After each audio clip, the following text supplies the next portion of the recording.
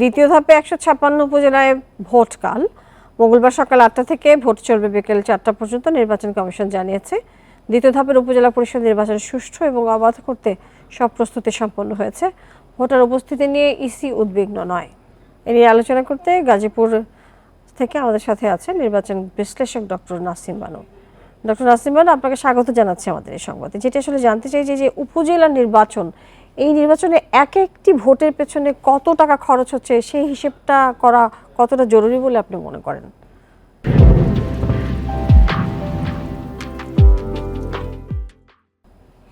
ধন্যবাদ আপনাকে। আসলে কত টাকা খরচ হচ্ছে এটা থেকে বেশি জরুরি হচ্ছে যে যৌক্তিকভাবে কত টাকা খরচ করা দরকার, অর্থাৎ কত টাকা বরাদ্দ থাকা উচিত এক একজন ভোটারের জন্য। এটি বিশ্লেষণ করে নিলে বরঞ্চ ভালো হয় আর কি।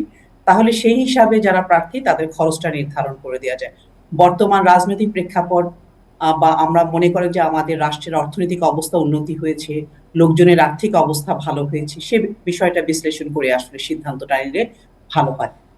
আমার আমার বিবেচনা আর কি, সেটি আর কি।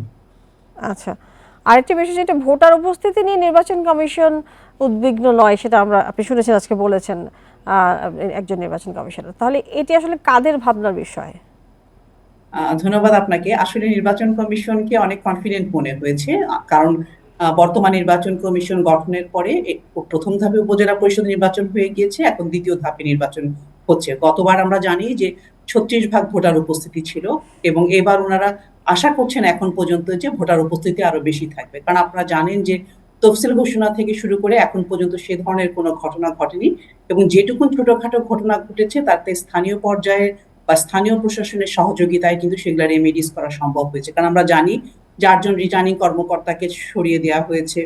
এছাড়া আপনারা যদি বলেন যে একজন ওসিকে এবং একজন গোয়েন্দা সংস্থার কর্মকর্তাকেও সেখান থেকে তাদের কাজ থেকে সরিয়ে দেওয়া হয়েছে। তার মানে কি এই ধরনের বিষয়গুলো হচ্ছে যে একেবারে স্থানীয় প্রশাসনের সাথে নির্বাচন কমিশনের যে ইনস্টিটিউশনাল লিঙ্কেজ যেটা, সেটা সঠিকভাবে কাজ করছে। এই কাজ করার ফলে গতবারের অভিজ্ঞতা থেকে ওনারা মনে করছেন যে এবার ভোটার উপস্থিতি হয়তো এমনিই বেশি হবে। কারণ ডক্টর নাসিম বানু, কিন্তু একটি নির্বাচনে ভোটার উপস্থিতি কি খুব গুরুত্বপূর্ণ বিষয় না? কারণ সেটার উপর নির্ভর করছে সেটা কতটুকু অংশগ্রহণমূলক হলো। হ্যাঁ, আপনার কথাটা সত্যি যে ভোটার উপস্থিতি অবশ্যই একটা গুরুত্বপূর্ণ বিষয়, কারণ ভোটার হচ্ছে একজন ইম্পর্টেন্ট স্টেক হোল্ডার। যেমন আমরা জানি যে নির্বাচনে অনেকগুলো স্টেক হোল্ডার আছে, তার মধ্যে কিন্তু ভোটার অন্যতম স্টেক হোল্ডার। কিন্তু আপনাকে একটা জিনিস বুঝতে হবে যে মানুষ অনেক সময় এখন কর্মমুখী হয়ে গেছে, এবং এটা স্থানীয় পর্যায়ের ভোট। এবং স্থানীয় পর্যায়ের ভোট হওয়ার পরে দেখা গেছে যে স্থানীয় পর্যায়ে যারা ভোটার তারা সারা বাংলাদেশে হয়তো প্রত্যন্ত অঞ্চলে অথবা শহরে কাজ করছে, এবং অনেক ক্ষেত্রে দেখা গেছে যে তারা কাজ ফেলে সেদিন ভোট কেন্দ্রে যাওয়ার মতো ছুটি তারা পায় না, অথবা কাজ থেকে তারা বেরিয়ে আসতে পারে না। এটি একটি অন্যতম কারণ কিন্তু ভোটার উপস্থিতি কম হওয়ার পিছনে।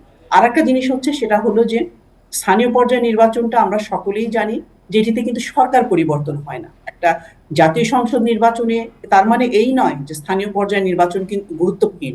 স্থানীয় পর্যায়ে নির্বাচন অবশ্যই গুরুত্বপূর্ণ, কিন্তু ভোটার উপস্থিতি বেশি হলে গ্রহণযোগ্য হতো। কিন্তু আমাদের সংবিধানে অথবা আমাদের নির্বাচনী ব্যবস্থায় কিন্তু এই ধরনের কোনো বাধ্যবাধকতা নাই যে এত পার্সেন্টেজ ভোটার উপস্থিত থাকতে হবে। যদি সেটি হতো তাহলে উভয় আপনি পক্ষই যদি গুরুত্বের বিষয়টি যেহেতু তুলেছেন, সেই প্রসঙ্গে আমার একটি প্রশ্ন আছে যে এই যে উপজেলার প্রতিনিধিরা তারা কতটুকু সেবা দিচ্ছে, এবং আপনি বলেন সে আসলে এই নির্বাচন দিয়ে তো আর সরকার পরিবর্তন হচ্ছে না, সেক্ষেত্রে এই পদটি না থাকলে স্থানীয় সরকার ব্যবস্থা কি ভেঙে পড়বে? আপনি জানেন, আপনার এখন পর্যন্ত বাংলাদেশে যদি আপনি বলেন যে স্থানীয় প্রশাসনকে যদি বিচার বিশ্লেষণ করেন, তাহলে আমি সেদিক থেকে বলবো যে উপজেলা পরিষদ একটি সফল সিস্টেম। কারণ উপজেলা সিস্টেম হওয়ার পরেই কিন্তু আমরা যেটা সঠিকভাবে বলে থাকি যে প্রশাসনকে জনগণের দোরগোড়ায় নিয়ে যাওয়া। এবং একটা জিনিস আপনি জানেন যে জনগণ কিন্তু ভিজুয়াল ডেভেলপমেন্ট, এবং উপজেলা সিস্টেম কিন্তু আমাদের সেটি হলো সিস্টেম সফল থাকবে, কোথাও থাকবে ব্যত্যয় থাকবে।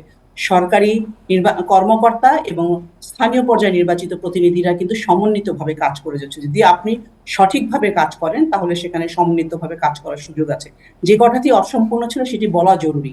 যদি আমাদের সংবিধানে বাধ্যবাধকতা থাকতো তাহলে দেখতেন যে নির্বাচন কমিশনও স্পেশালি এটা নিয়ে কাজ করতো, এবং যারা প্রতিনিধি আছেন নির্বাচিত হবেন তারাও কিন্তু স্পেশালি কাজ করতো যাতে ভোটার উপস্থিতিটা টার্ন আউটটা বেশি হয়। এখন যে করছে না সেটা বলবো না, কিন্তু যদি বাধ্যবাধকতা থাকতো তাহলে কিন্তু আরো বেশি কাজ করতো। বাট বাধ্যবাধকতার প্রয়োজন নাই। এই জন্য যে যারা স্বতঃস্ফূর্তভাবে ভোট কেন্দ্রে যাবে তাদেরকে দিয়েই একটা ভোট হোক। কারণ অহেতুক জটলা করার থেকে যারা শুধুমাত্র আগ্রহী হয়ে ভোট কেন্দ্রে যাবেন, ভোট দিতে সবশেষ যাবেন, প্রশ্ন আপনার কাছে তাদের নাসিম বানু, যে উপস্থিতিটা প্রতীক খুব না বেশি রাখা, মন্ত্রী এমপি স্বজনদেরকেও ভোট না করে, এত কিছুর পরও কেন্দ্রে ভোটার এত কম আসছে, মানে এত কম আসছে কেন, কি মনে হয় আপনার কাছে? অর্থাৎ সব দিক আসলে থেকে ব্যবস্থাপনা প্রতীক যদি রাখা নিয়ে হয়। থাকা হয় তাহলে আসলে মানুষের ভোট দিতে আসবার কথা। যে নির্বাচন কমিশন এবং সরকারের দিক থেকে সর্বোচ্চ চেষ্টা ছিল যাতে আপনার সর্বোচ্চ সংখ্যক প্রার্থী অথবা সকলে এই ভোটে সক্রিয়ভাবে স্বতঃস্ফূর্তভাবে অংশগ্রহণ করেন।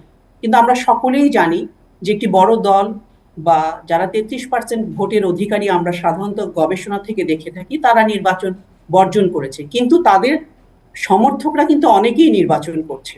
এবং এই যে নির্বাচন তারা করছেন, এর কারণে কিন্তু এটা একটা অংশগ্রহণমূলক নির্বাচন হয়েছে। এবং ভোটার উপস্থিতি যেটা আপনি বলছেন যে বাড়ানোর কথা, বা আপনি যদি বলেন ভোটার উপস্থিতি 36% থেকেও যদি একটা নিরপেক্ষ ভোট হয়, একটি অংশগ্রহণমূলক ভোট হয়, শুধুমাত্র ভোটার ভোট কেন্দ্রে আসলেই কিন্তু অংশগ্রহণমূলক হবে না।